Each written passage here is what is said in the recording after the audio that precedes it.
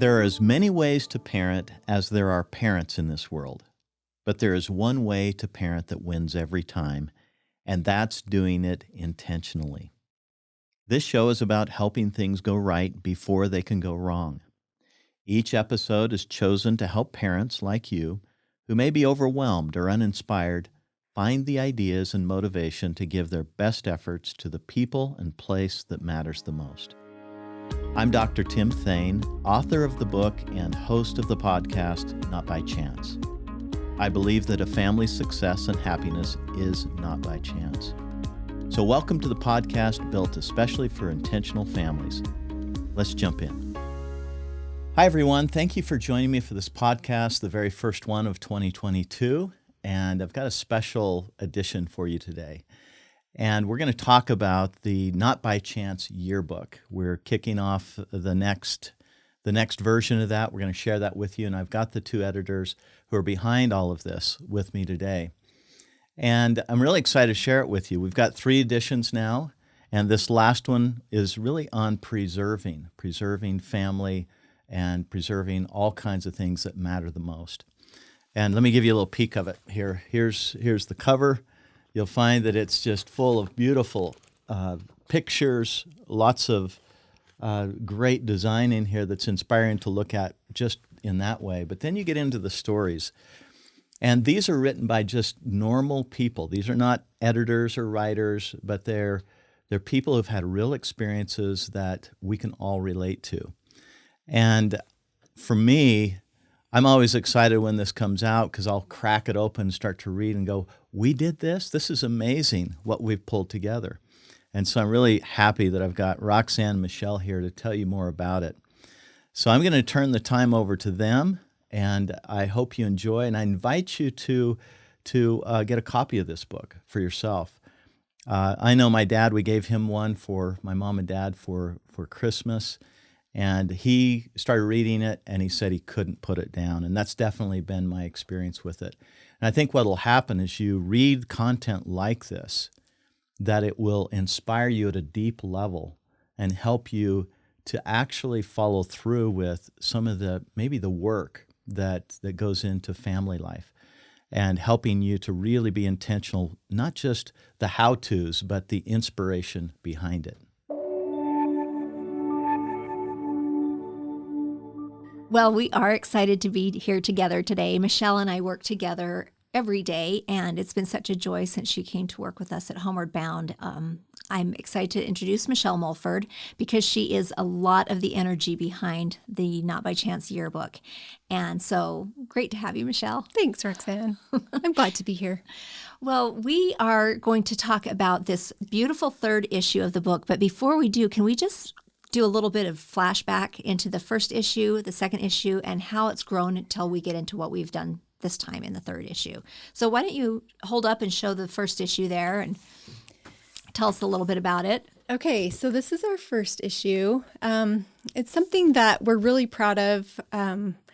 Just the concept of it. I mean, there wasn't really anything out there like that for families. There's a lot of academic stuff and clinical stuff for families, but we really wanted something that spoke to the heart, that helped parents just feel encouraged and inspired during, hard times, that there were other families out there, people that had gone through the same things that they were going through. And so it was really neat to kind of have all that in our heads and then to really make it happen. And it happened because of families like yours. And so, we're really proud of that. I probably shouldn't say that, but... No, it's okay to be proud of it. It was a lot of work. I mean, we sat for days across from each other looking at pictures that we could use and talking about writers that we could use. And we didn't use professional writers. We used real people. We had some professionals, but they weren't professional writers. Maybe they were in the field of therapy or schools, education. But everybody was a parent and everybody was a member of a family. Yeah. And so that's why we felt like we could ask them and say, you're qualified. We need you. Yeah. Can you come and just write up this one experience? And what was kind of fun, I think, with getting a bunch of novices, I should say, is that we were able to say, I remember a story you told me about blank. Do you mind building that out a little bit more and sharing it and writing it. And people were very willing to share and be vulnerable and open.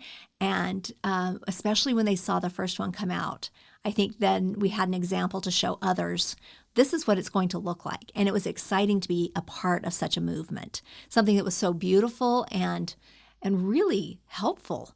Like, you kind of don't want to write in it because it's so pretty, but if you do the work and write, you're going to gain so much from each page. Yeah. So that was our first one. Let's talk about the second one.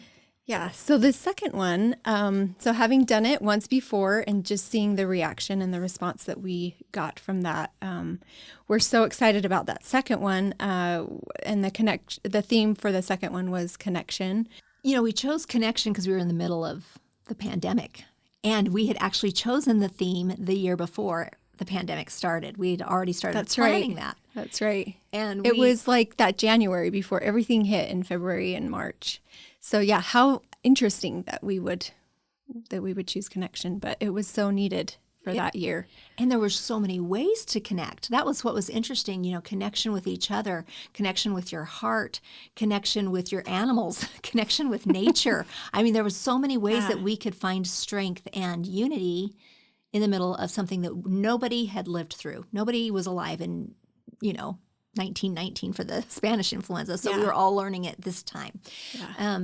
So connection was interesting. I think that there was one article you and I were just talking about that was different that we had done this time. Do you want to talk about that mother and daughter article we did? Oh, yes. So in this issue, we kind of had this idea of showing two different views of the same event or same situation or same experience. And so we had a mother and a daughter kind of tell their own story, their own view of that same experience. And so, yeah, that was really interesting and neat to see just the mother's feelings and what she was going through and the hopes and dreams that she had for this daughter. And then the daughter that, her view of the mother just maybe being controlling or things like that, not really seeing the love that the mother had, but coming back around to understanding and really seeing that progression of their relationship and how that grew, but seeing that from both sides and then coming together at the end. That was really something unique and fun.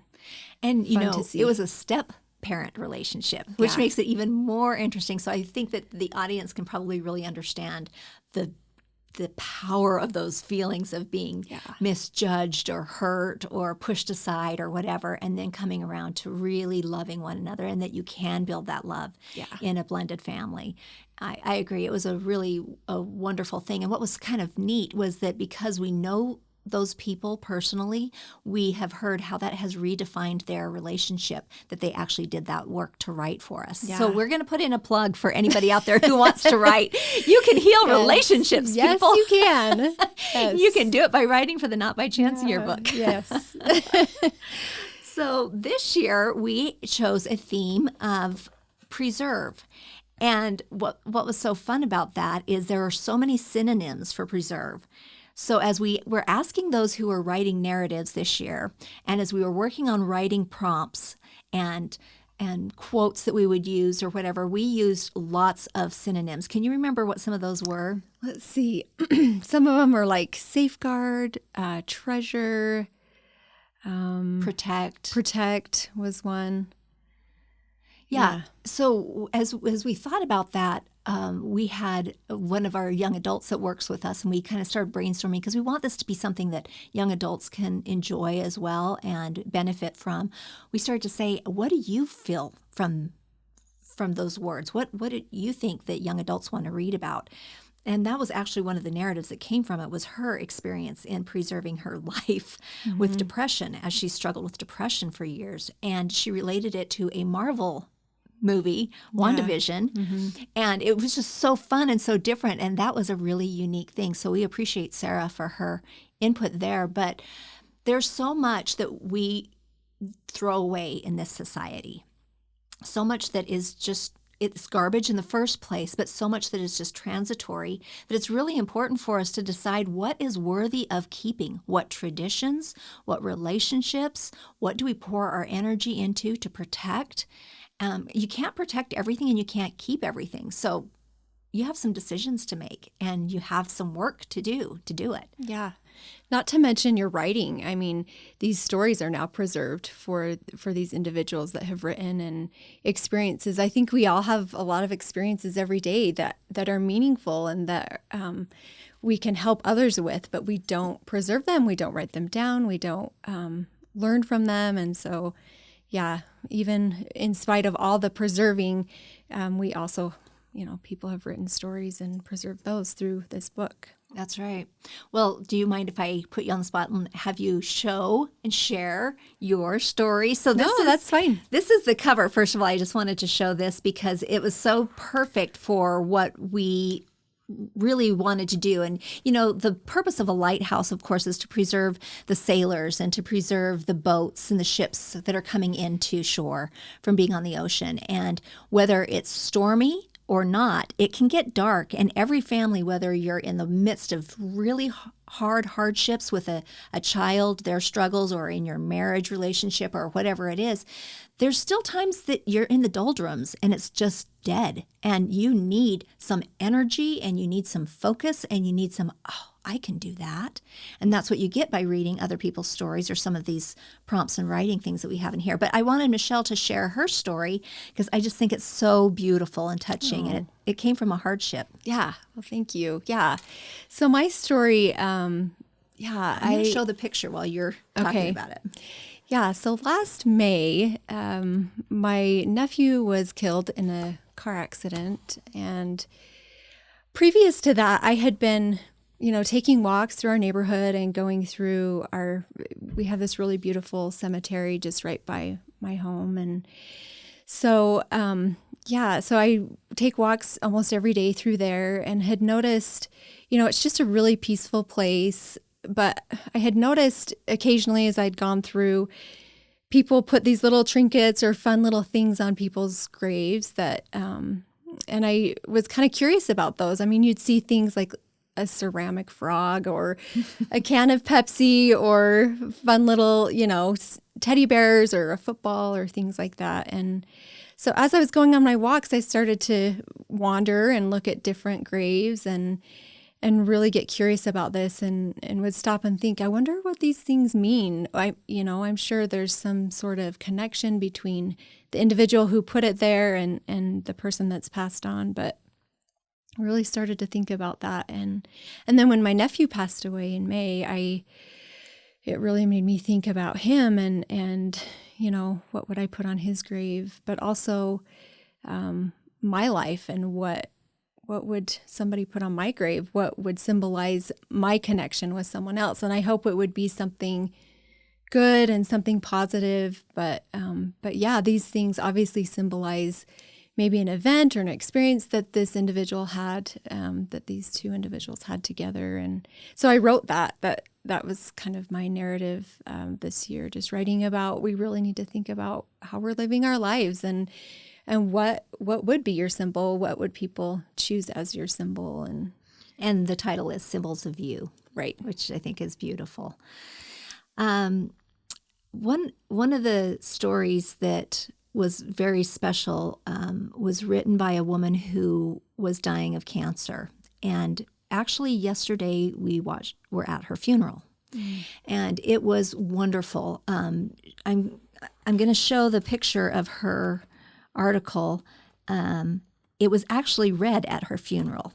It's called Live Like There's No Tomorrow, Holding Tight to What Matters Most. And what's kind of great is this picture is really her. We don't normally use pictures of the real people in here, but in this issue we did. And Live Like There's No Tomorrow is truly something that sums up her life. And when it was read, everybody was just tearful because it was words coming from her about how to live your life. This beautiful woman at age 50, losing her life to cancer, leaving behind a blended family of 9 children who love her desperately. And it was just a light that went out for all of us.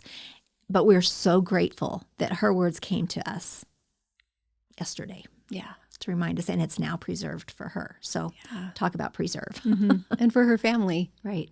Yeah. So tell us about yours, Roxanne. Tell us about your article. Well, preserve, you use that word a lot when you're saying, I need to preserve some sanity here. And I often use Michelle as my sounding board to say, I think I'm losing my mind.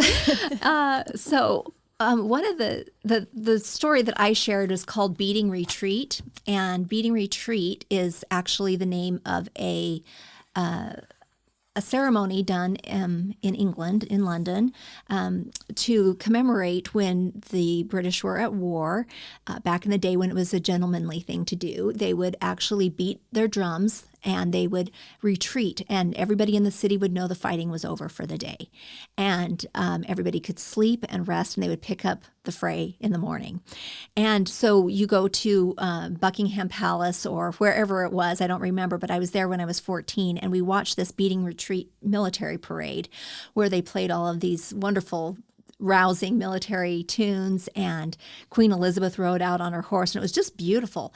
But as I think about beating retreat, how many times do we do that in our lives? I mean, yeah, we fall into bed dead, but how many times do we actually symbolize to everybody, I'm taking a retreat now so that I can rest, I can plan, I can get ready for the morning? And I think that this is a perfect time to be talking about this year, that at the beginning of the new year, that you need to take time to plan, to retreat, to rest, and you will become so creative. You will have so much insight and inspiration if you will take some time. So I talk about one of my retreats that I took for writing. My sister has a little cabin about 45 minutes from here. And so I just talk about what I do to make those retreats really meaningful and productive, and how I come back a much happier, more engaged mother and coworker after I've had one of those. So that's what it was about.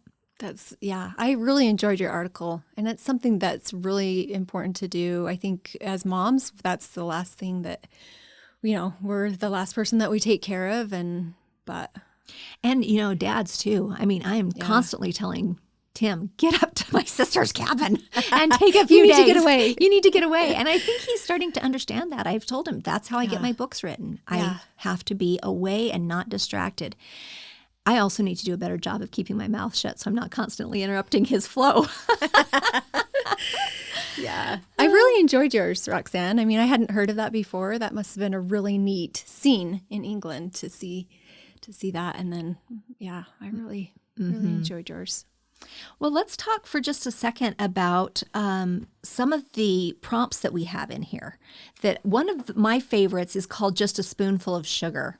And you worked on this one, talking about how you can keep some sweetness in your relationships. So do you want to just share one of your favorite points out of, let's see, we have 1, 2, 3, 4, 5, 6, 7 points. Which one was your favorite of how to keep some sweetness in a relationship by exhibiting some virtues like patience, forgiveness, open-mindedness, praise? Gosh, there's several, I think, but I really like believe in yourself and others. It's always good to have a positive attitude, and it never helps when you just get discouraged and down on others, especially in hard situations. Sometimes we give up hope and we just think, oh, this is never going to work, or I'm never going to be able to do this, or I'm not a good mom, or my son or daughter, they just aren't getting it. But I think you can really turn a situation around, a hard situation around, by just believing in yourself, having faith in yourself, getting back up, trying again, but also in others. I think people can sense that if you're, a parent and you're positive and, it's okay, just try again. We can do this. That energy really feeds growth and positivity. So I think that's really important to remember. Just believe in yourself, believe in your kids. Mm-hmm. Well, I have to say that my favorite is work at solving emotional problems before practical problems. I think that so many times we're trying to fix the grades, we're trying to clean the room, we're trying to say, you shouldn't talk to me that way. And we need to look at the underlying problem and address that first. And so that was a great reminder. And then the last one you have here is think of a conflict you had recently with a family member and how would applying these principles have changed the outcome. I mean, and we have a full page for you to write on that. Yeah. Because I think you're going to see a lot of ways that you could have sweetened that experience. Yeah.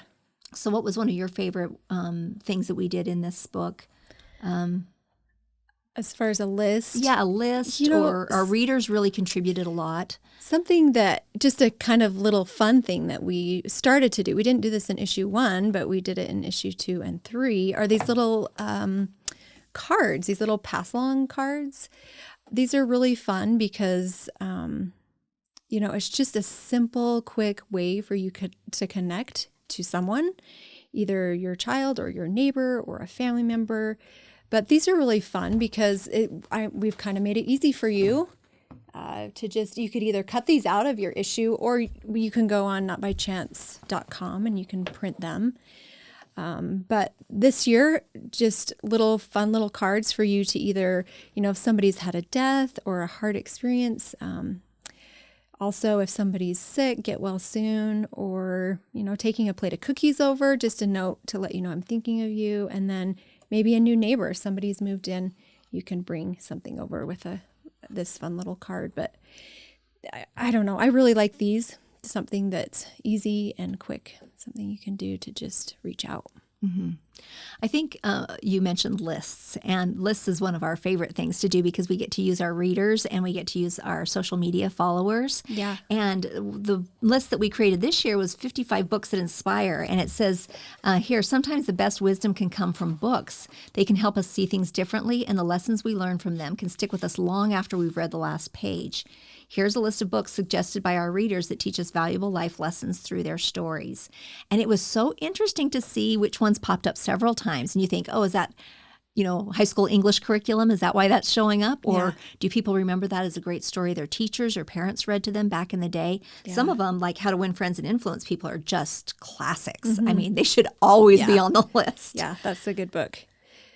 Yeah, I Am Malala. That's a great book. Just really inspirational and overcoming difficult things and trial. And so, yeah, all of these books, super good to be able to either read yourself or share with your kids.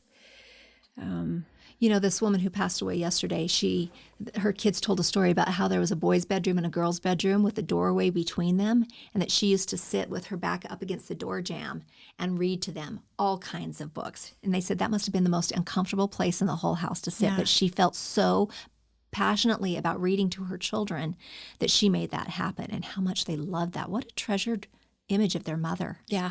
Sacrificing her comfort to educate them. Well, and it's a really, if you're having conflict between you and a child, it's a really non-aggressive way to connect with your children. I've been reading to my kids, my boys at night, and I've been surprised at how that's strengthened and deepened our connection. And I'm not saying anything. I'm not lecturing. I'm just reading a book to them. I'm just spending time with them.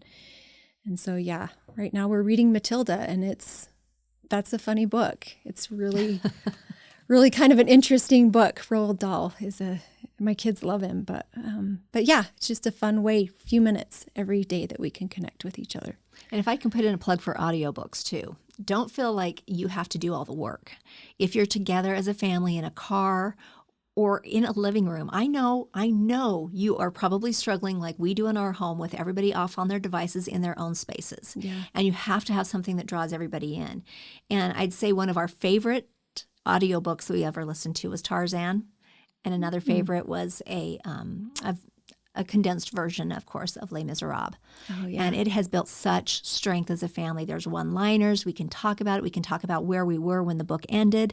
This year, we actually listened as a family. We had a couple of road trips, and we listened to Boys in the Boat, which is fabulous. Oh, my goodness, so good. I think about it all the time as I'm trying a rowing machine. And I'm not doing very well. Yeah. I'm thinking, okay, Roxanne, you got to step it up. Well, I think that, just in closing, what we wanted to do in this podcast was, first of all, introduce you to what the yearbook is, some of the treasures that are inside of it, but also to invite you to be a part of it next year. And so, Michelle, do you want to announce what our theme is for the next issue? I mean, of course, we want everybody to go get this, and you can get this on notbychance.com. You can order your copy there. We're very excited with the response we've had. We send it out to professionals in treatment programs in the field, and we got a very sweet email back saying, can we order 50 for our families at our treatment program? Because they have lots of curriculum to hand out, but they don't have the inspiration. And what a beautiful gift to give your families, to encourage them to do their work at home while their child is doing work in the treatment field, or for the rest of us who don't have a kid in treatment at the moment, to just find that inspiration. So, Michelle, do you want to talk about the next issue? Yeah. So next year we thought, really after a lot of thought and thinking about you as families and parents, grandparents, we just really are inspired by the concept of home, coming home. And so that's going to be our theme for next year, whether it's, coming back to a physical place, or whether it's returning to yourself and coming back home again. But also maybe returning to the basics, returning to those foundational things that really strengthen us in our lives. So. Right. I think that, a lot of people feel like, oh, you're in an adolescent treatment field, so it must be about a child coming home from a treatment program, what that's like, the reunion. That's just a very, very small part of it. I talked to one woman who said, I thought about writing about coming home to my husband in our relationship. Mm-hmm. Like there was some rocky times and we had to come home to each other. Yeah. And so anyway, I don't want to give away what's going to happen by the end of next year, because we want you to enjoy this year and preserving your most important relationships. And I just want to end with a quote that Tim says, and it has it here in the beginning of the book. And it says, "We naturally safeguard what we treasure. Family relationships, then, should receive our best efforts to either maintain them or to reclaim them." So nice. Let's just end with that. Okay. Thanks so much, everybody, for joining us. We hope you enjoy the yearbook. Parents, your time is valuable, and I'm grateful you spent some of it with us. What you're intentionally doing in your home life is inspiring and unmatched in its importance and long-term effects. Ask yourself, what am I going to do because of what I've learned today?